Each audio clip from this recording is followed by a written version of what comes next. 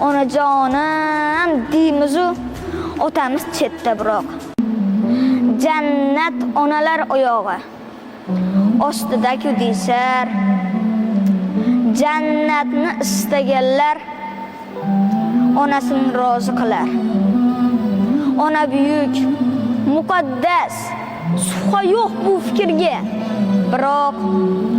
Biroq otamiz ham bor, ular ham jannat. Ona deymiz-u otamiz qoladi yolg'iz.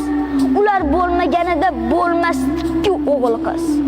Bu ko'rkam zamonlarda ayol aziz mukannam, erkaklarga so'z qolmas, go'yo emas-ku odam.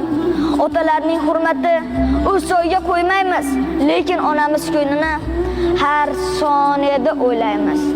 Telefonga qaraylik. Qachon qildik qo'ng'iroq?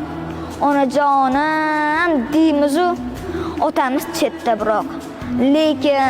Lekin shunda ham bizni teng ko'radi otamiz, lekin mehri teng emas, ona butul hammamiz. Bolalikda, so'xlikda biz uchun bor bo'lgan. Uyga sosibgina isnon olib kirgan. O'qitdi-ku kam qilmay ko'nglimizni so'radi. Sal olis bo'lib qolsak, ko'nglimizni so'radi. Ona davlatdir, bu qadarki foydamiz. Qirolicha onalar-ku, sultonlar-ku otamiz. Sulton bo'lmasa davlat bo'lmay qoladi. Onani ona qilgan aslida otalarimiz bo'ladi. Ikkisin teng ko'raylik. Ona borki hayot bor. Otasini asragan ham jannat. Barakalloh.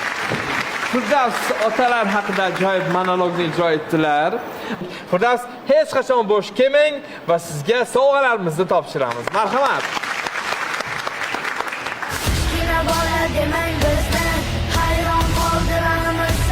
Tabriklaymiz. Rahmat. Sog' bo'ling.